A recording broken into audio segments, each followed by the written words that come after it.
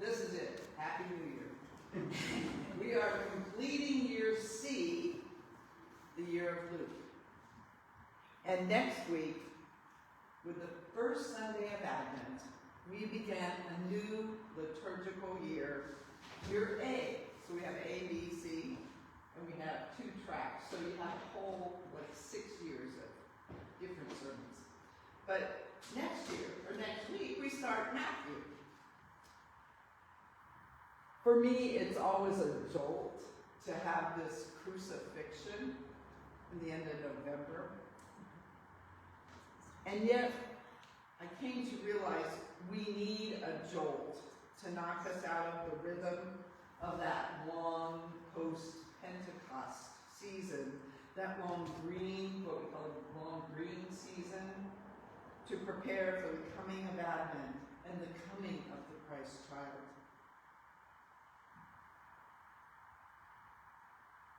I would like to share this morning a piece from L. Pat Carroll, who was a Jesuit priest. Quote, "Luke's gospel is a gospel of compassion. Jesus gives face to the compassion of God. All through this gospel, Jesus touches people with compassion, with mercy, in ways unique to Luke. Stories of the Good Samaritan, the 10 lepers, the prodigal son, Jesus weeping over Jerusalem, are all only found in Luke. And Luke changes a key line of the gospel and makes it his own. Matthew's gospel, in the midst of the Sermon on the Mount, invites us to be perfect as God is perfect. But Luke says, be compassionate as God is compassionate. The face Jesus gives to God is one of mercy, compassion. And it is far more possible to imagine being compassionate than to be perfect. And that compassion theme culminates as Jesus ends his life on the cross, because only in Luke does Jesus meet the weeping women along the way and comfort them. Only in Luke do we hear Jesus speak to those who crucify him. Father, forgive them, for they do not know what they are doing. Only in Luke do we see the scene of today's gospel and hear Jesus say to the one next to him on the cross, "This day you will be with me in paradise." End of quote. Oh, no, there's more. Sorry.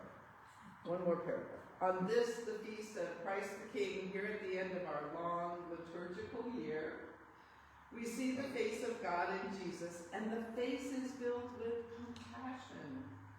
The reign of God is a compassionate reign, celebrating God's compassion towards us and inviting us to show compassion to one another. End of words from L. Pat Carroll. In looking back through sermons, was in November of 2016 when Bishop David, for the Diocese of San Joaquin, wrote a reflection for this particular day. And you need to recall that that was following right after the presidential election for 2016. Bishop David writes about also the need for compassion. So, hey, that works. So quoting from his little reflection to us in the Diocese of San Joaquin, be assured this is not passive compassion. It is very much active. Sisters and brothers of the EDSJ, Episcopal Diocese of San Joaquin, I am reminding us that God is calling us to action. God is calling us to faith Since the election, we have read about and seen through social media and perhaps up close and personally evidence of discrimination, alienation, bullying, abuse, intimidation, and unfortunately, my words only begin to scratch the surface of behaviors exhibited. It is our responsibility to be aware and to identify where love of God and love of neighbor are missing and to fill those spaces with love. It is our responsibility to ensure that people are treated with respect and dignity and grace. It is our responsibility to make absolutely sure that we are living up to our symbols and words. They have no substance or meaning whatsoever unless we act, unless we love, unless we are willing and prepared to walk with Jesus to change the world. End of quote. In November 2025, 9 years later, it seems the world is no better off.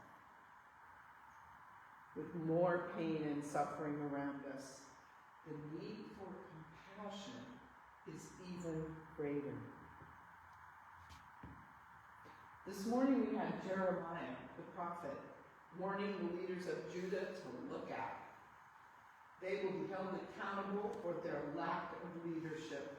The promise from God to raise up a king who will deal wisely and shall execute justice and righteousness in the land is a long time coming. The people of Judah are scattered by the Babylonians and a generation in exile before they get to return to their homeland. And it is indeed one of those examples of God's time before that king from David's branch appears. Elected leaders with compassion. Hopefully you can think of one or two, but there are too few of them in our world today. And then I thought perhaps that's not the message this morning. Our job is to be compassionate in our little part of creation. We take care of here, God. We are an army of shepherds with compassion. I want you to look at your hands. Look at your hands. What you see, these are the hands of God. You have the hands of compassion, and you have the feet of action, and you have the words of truth. God acts through us.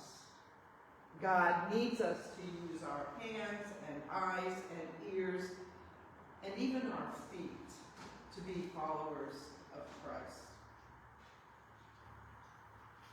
This week, and through Advent, look for opportunities. Look for those little opportunities to be a compassionate shepherd to those around you. Amen?